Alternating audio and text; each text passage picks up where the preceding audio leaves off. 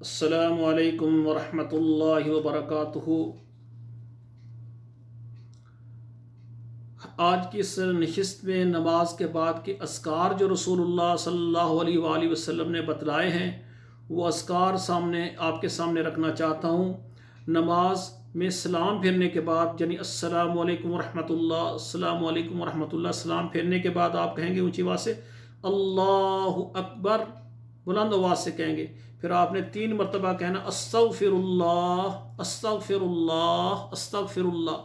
اس کے بعد آپ نے یہ دعا پڑھنی اللہم انت السلام ومنک السلام تبارکت یا ذا الجلال والاکرام، پہلی دعا۔ دوسری دعا رب اعنی علی ذکرک و شکرک و حسن عبادتک۔ تیسری دعا لا الہ الا اللہ وحدہ لا شریک لہ لہ الملک ولہ الحمد وہو علی کل شیء قدیر، اللہم لا مانع لما اعطیت ولا معطی لما منعت ولا ينفع ذا الجد منک الجد، لا الہ الا اللہ وحدہ لا شریک لہ لہ الملک ولہ الحمد وہو علی کل شیء قدیر، لا حول ولا قوة الا باللہ، لا الہ الا اللہ ولا نعبد الا ایاہ، لہ النعمت ولہ الفضل ولہ الثناء الحسن، لا الہ الا اللہ مخلصین لہ الدین ولو کرہ الکافرون۔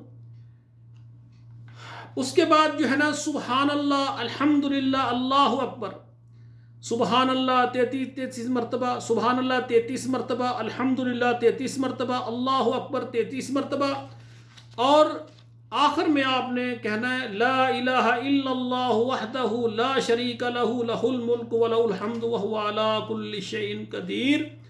اور اسی طرح نماز سے فارغ ہوں یہ اذکار کرنے کے بعد آپ آیت الکرسی پڑھیں۔ جو بندہ ہر نماز کے بعد آیت الکرسی پڑھتا ہے ادھر سے اس کے جسم سے روح پرواز ہوگی اور وہ سیدھا اللہ کی جنت میں چلا جائے گا۔